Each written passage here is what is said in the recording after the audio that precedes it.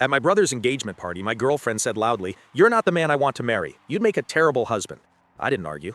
I looked at her for a few seconds, picked up my coat, and walked out. 2 hours later, her friend texted me, "You need to know what happened after you left." I'm 30, and until that night, I thought my life was moving exactly where it was supposed to. I'd been with Chloe for nearly 4 years. We met at a housewarming party in Portland through mutual friends and moved in together after 7 months. She worked as a legal assistant. I managed operations for a regional shipping company. We weren't wealthy, but we had a comfortable apartment, steady jobs, and plans. Marriage wasn't a vague idea. We had talked about it seriously for almost a year. In December, Chloe stopped at a jewelry store and tried on a simple emerald ring. She laughed and said, something like this, not too flashy. A few days later, without telling her, I went back to ask about payment options. The night everything collapsed was supposed to be a happy one. My older brother Daniel and his fiancée Olivia were celebrating their engagement at a rented house outside Lake Oswego. Around 35 people were there. Family, friends, co-workers. Music played from the patio while people moved between the kitchen and backyard with drinks. Chloe had been strange all week, short replies, irritated over tiny things. She'd stayed late at work 3 nights and blamed deadlines. On Wednesday, I offered to bring her dinner. She quickly said no, claiming the office had already ordered food. I didn't question it. We arrived a little after 7. For the first hour, everything seemed normal. I was near the kitchen, talking with Daniel and 2 friends, when Chloe walked over holding a glass of wine. Her cheeks were red, and I knew it wasn't her first drink. "Can we talk?" she asked. "Sure. Want to step outside?" "No." Her answer was sharp enough that Daniel stopped talking. A few people turned toward us. Chloe stared at me. "I'm tired of pretending everything between us is fine." I lowered my voice. "Then we'll talk, just not in the middle of Daniel's party." She shook her head. "That's the problem. You always want everything calm and controlled." By then, nearby conversations had faded. Olivia was standing near the patio door watching. Then Chloe said it. "You'd never be a good husband, and I'm not going to marry you." For a second, I heard nothing except music from the backyard. My face burned. Everyone seemed to be staring. Chloe looked almost challenging, like she expected me to yell back. I didn't. I looked at her, turned around, grabbed my coat, and left. I drove home without music. No calls, no messages, just one question repeating in my head. What had I missed? At the apartment, I sat in the dark for almost an hour. Then my phone buzzed. It was Megan, one of Chloe's closest friends. "Do you even know what happened after you left?" I stared at Megan's message for several seconds before answering. "What happened?" The typing bubble appeared almost immediately. "Can I call you?" "Yeah." My phone rang less than 10 seconds later. "Hey," Megan said. Her voice sounded tense. "I don't really know how to tell you this." I sat forward on the couch. "Just tell me." She took a breath. "After you left, Chloe completely fell apart. She started crying and saying she didn't mean what she said, that she panicked and ruined everything." I closed my eyes. "That's not exactly surprising." "No, but that's not why I'm calling." Something in her voice made my stomach tighten. "What happened?" "You know Ethan?" I did. Ethan was Olivia's younger brother. 27, worked in commercial banking, expensive watches, tailored shirts, always talking about investments or whatever new fitness program he was doing. "Yeah? Why?" There was a long pause. "Chloe's been seeing him." I didn't understand the sentence at first. "What?" "For at least 2 months." The apartment suddenly felt too small. Megan continued quickly. "I swear, I didn't know. If I had known, I would have told you. After you left tonight, Ethan went over to comfort her. He put his arm around her and she leaned into him in a way that was definitely not normal." I stood up without realizing it. Then I heard him say something like, "You told me you were going to end things properly. This wasn't supposed to happen like this." My chest went cold. Megan said she confronted Chloe in the upstairs bathroom. At first, Chloe denied everything. Then she admitted it. According to her, it started after a networking dinner Ethan attended in October. They recognized each other, had drinks afterward, exchanged messages, and eventually started meeting secretly. She kept saying, "It just happened," Megan said. I laughed once, but there was nothing funny about it. 2 months doesn't just happen. I know. Is she still there? Yeah, Olivia wants her gone. Daniel looks furious. A few people are trying to calm Chloe down, but most people figured out something serious happened. I rubbed my face. "Thanks for telling me." "I'm sorry." We hung up. For another hour, I sat there replaying the past 2 months. Every late night, every sudden mood swing, every weekend when Chloe said she was exhausted, every time she accused me of being distant when I thought I was doing everything possible to support her. Then I opened my laptop. Chloe and I had a joint checking account we used for rent, utilities, groceries, and household expenses. We both deposited the same amount every month. I started going through recent transactions. At first, nothing looked unusual. Rent, internet, electricity, groceries. Then I saw a charge I didn't recognize. $164 at a restaurant called Alder and Stone, an expensive downtown place Chloe and I had never visited. 3 weeks later, another charge, $198. Then something worse, a $325 charge from a boutique hotel less than 20 minutes from our apartment. I remember that weekend immediately. Chloe had told me she was attending a legal training conference in Seattle. I kept scrolling. There were more. Cocktail bars, restaurants, parking garages, another hotel charge. 11 suspicious transactions in total, all paid from an account I had been putting money into every month. I took screenshots of everything. By sunrise, I still hadn't slept. Around 6:15, I heard a key turn in the front door. Chloe walked inside wearing the same dress from the party. She stopped when she saw me sitting at the kitchen table. My laptop was open. The bank statements were still on the screen. "We need to talk," I said. Her expression changed immediately. Chloe slowly to her purse on the counter. "I know last night was awful," she said. "I drank too much and I said things I didn't mean. How long have you been sleeping with Ethan?" She froze. The color disappeared from her face so quickly it almost looked unreal. "What? Don't do that." Her eyes moved toward the laptop. "Megan told me, and I found the transactions." I turned the screen toward her. The restaurant charges, the hotel, the bars, everything I had highlighted during the night. Chloe stared at the screen without speaking. Finally, she whispered, "It wasn't supposed to happen." I felt something inside me snap. "That's your explanation?" I was confused. "For 2 months?" She looked down. "You and I have been together for years. Everything became predictable. Work, dinner, bills, weekends. Ethan made me feel different." Different? Excited, like I wasn't just going through the same routine every day.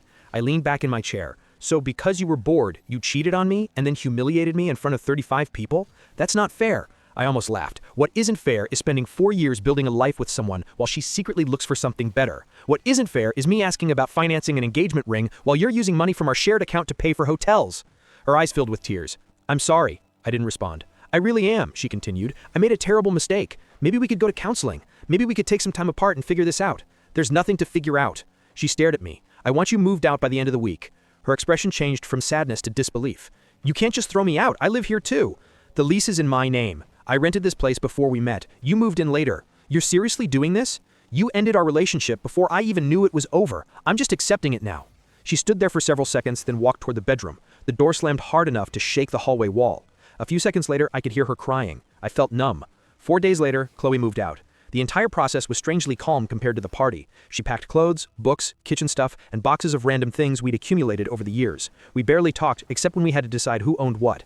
At one point, she tried to take my coffee table and a bookshelf I'd bought 2 years before meeting her.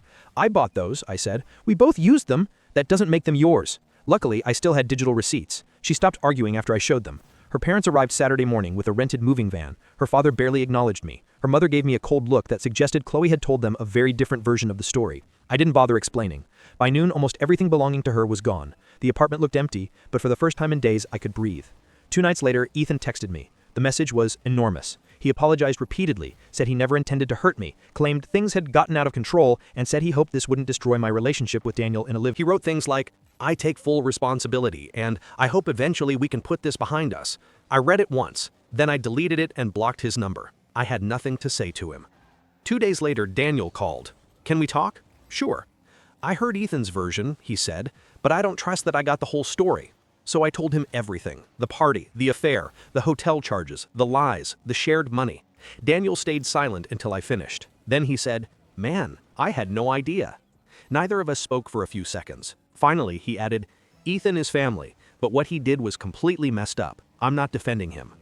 I appreciated that more than he probably realized. Then Daniel told me something I wasn't expecting. Olivia removed Chloe from the wedding. Chloe had been one of her bridesmaids. And Ethan? He's out of the wedding party too. Olivia wanted Ethan completely uninvited, Daniel continued, but her parents asked her not to turn the wedding into a family war. So he can come to the ceremony. That's it. No reception, no speeches, no wedding party. I won't pretend that didn't give me a little satisfaction, but it didn't change what happened. Nothing could. About 2 weeks after Chloe moved out, I received a message from her on Instagram. It was several paragraphs long. She said she had made the biggest mistake of her life. She said she finally understood how much she had hurt me and wanted to meet somewhere so we could talk face to face. Then came the part that made everything obvious. She said Ethan wasn't the person she thought he was. According to Chloe, what she had with me had been real, while what happened with Ethan had been impulsive and confusing. She wrote that losing me had made her realize what she actually wanted. I stopped reading halfway through. Then I blocked her. Instagram, Facebook, email. Everything. A few days later, a mutual friend named Ryan called me. "You know why she suddenly wants you back, right?" I can guess. "No, man, it's worse than you think." Apparently, Ethan had been seeing another woman the entire time he was sleeping with Chloe. Her name was Natalie, and she worked at the same bank as him. Not casually seeing her either. Natalie was his actual girlfriend. Chloe discovered it when she saw several messages appear on Ethan's phone while they were together. She confronted him, expecting some kind of explanation. Instead, he told her the truth. He had never planned to leave Natalie. Chloe was just something exciting on the side. Ryan said Ethan actually used the word fun.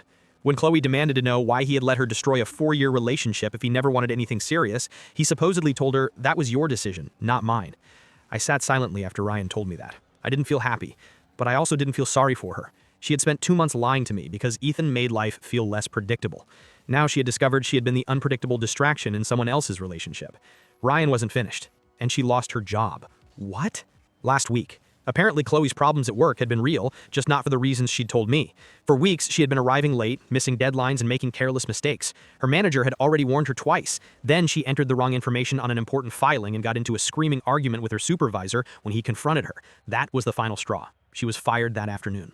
Within the same week, she lost Ethan, her job, and the apartment we had shared. Ryan told me she had been calling mutual friends, asking them to speak to me. She wants someone to convince you to meet her. And no one wants to get involved. A few friends had apparently been much more direct. One told her, "You didn't accidentally ruin your relationship. You made the same decision for 2 months." Another told her that contacting me because Ethan rejected her only made the apology look worse.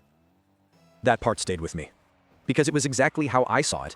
If Ethan had chosen Chloe, would she have sent me that Instagram message? Would she suddenly have realized our relationship was real? I seriously doubted it. 3 weeks had passed since the engagement party. The strange thing was that underneath all the anger and disappointment, I was starting to feel lighter. The apartment was quiet now, but it was mine again. I rearranged the living room, moved the couch to the opposite wall, replaced the old bedding, and boxed up the few things Chloe had forgotten. I threw away our printed photos. I donated a stack of books she said she didn't want. Then I started going to the gym before work. Nothing dramatic, just small changes. But every one of them made my life feel like my own again. Daniel and I stayed close through all of it. His wedding was still 2 months away, and he made it clear that none of what happened would change my place in his life. I was still going to be one of his groomsmen. Ethan, on the other hand, would only be allowed at the ceremony, no reception. Daniel stuck to that decision even after several relatives complained that it would make things awkward. From what Ryan later told me, Chloe and Ethan actually tried to keep seeing each other for about a week after she discovered Natalie. I couldn't understand why. Maybe Chloe wanted to prove she hadn't destroyed our relationship for nothing. Maybe Ethan wanted to keep both situations under control. Whatever the reason, it collapsed almost immediately. Ethan eventually blocked Chloe's number. She showed up at his apartment one evening and refused to leave until he came downstairs. He finally told her that if she didn't go, he would call building security and then the police. That apparently ended things for good. The last update I heard was that Chloe moved back in with her parents in a small town about an hour outside Portland. No job, no apartment, no Ethan. Megan told me Chloe spent most days in her childhood bedroom applying for work and posting vague quotes online about betrayal, regret, and people realizing someone's value too late. Megan sent me a screenshot once. I asked her not to send another. I didn't want to know. Chloe hadn't contacted me directly since I blocked her everywhere, and I wanted to keep it that way. Megan checked in every few days. One night, she apologized again for not noticing the affair earlier. "You were her friend," I told her. "You weren't supposed to investigate her." "She hid it from everybody," Megan said. "I feel stupid." "You shouldn't." And I meant it. Chloe had been careful. She lied about work. She deleted messages. She used believable excuses. If Megan had known, I was convinced she would have told me. As for me, I wasn't dating. People kept telling me I should download an app or let someone introduce me to somebody new, but I had zero interest. I wasn't angry at relationships. I just wasn't ready for another one. Mostly, I felt relieved. Relieved I found out before proposing. Relieved I never bought the emerald ring. Relieved we didn't combine more of our finances. Relieved there wasn't a wedding to cancel, a house to divide, or lawyers involved. Sometimes I still thought about that moment at Daniel's engagement party. Chloe standing in front of everyone, her face flushed from wine. "You'd never be a good husband." At the time, those words felt humiliating. For days afterward, I replayed them and wondered what everyone at the party thought about me. Now I saw that moment differently. It was probably the best thing she could have done for me. If Chloe had ended things quietly, I might have begged for an explanation. If she had simply said she was confused, maybe I would have tried to save the relationship. If Megan hadn't seen Ethan comfort her afterward, the affair might have stayed hidden. Instead, Chloe created such a public disaster that the truth came out almost immediately. She thought she was rejecting me. In reality, she gave me the cleanest exit possible. I walked away without yelling, without begging, and without making a scene. And when I finally learned what had really been happening, I didn't have to wonder whether ending the relationship was the right decision. It was. A few people later asked whether I ever confronted Ethan face to face. I didn't. For a while, I imagined what I might say if I saw him. Nothing I came up with seemed worth the energy. He knew what he did. So did Chloe. I didn't need a dramatic confrontation to make either of them understand it. My silence had already said enough. A month after everything happened, I ran into Daniel for coffee. He told me Ethan had been keeping his distance from most of the family. Olivia still refused to speak to him unless absolutely necessary, and Daniel said their parents were frustrated but understood why. "Do you think you'll ever forgive him?" I asked. Daniel stared into his coffee for a second. "Eventually, maybe. But forgiving him doesn't mean pretending it didn't happen." That was probably the healthiest answer anyone could have given. The wedding came up again. Daniel asked if I was sure I still wanted to be a groomsman. Of course. I just don't want you feeling uncomfortable knowing Ethan will be at the ceremony. I can handle being in the same building with him. And strangely, I meant it. A few weeks earlier, just hearing Ethan's name made my chest tighten. Now he felt almost irrelevant.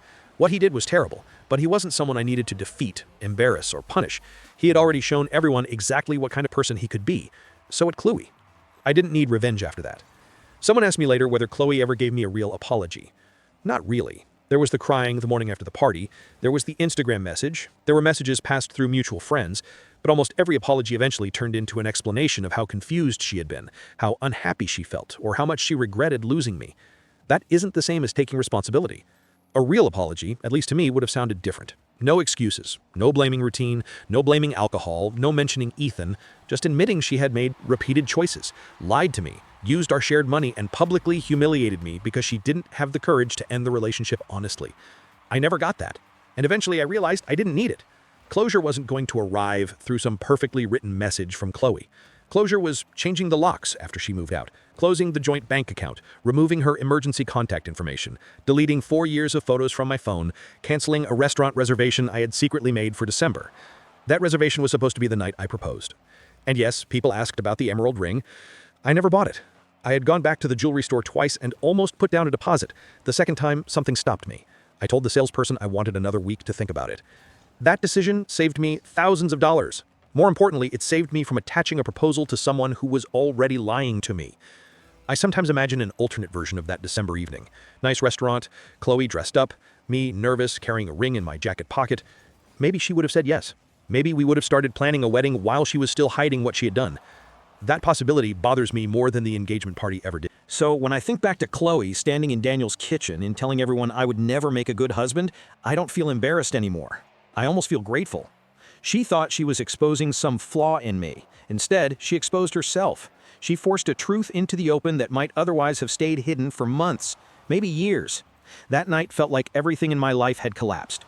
3 weeks later, I understood something completely different. My life hadn't collapsed. One lie had.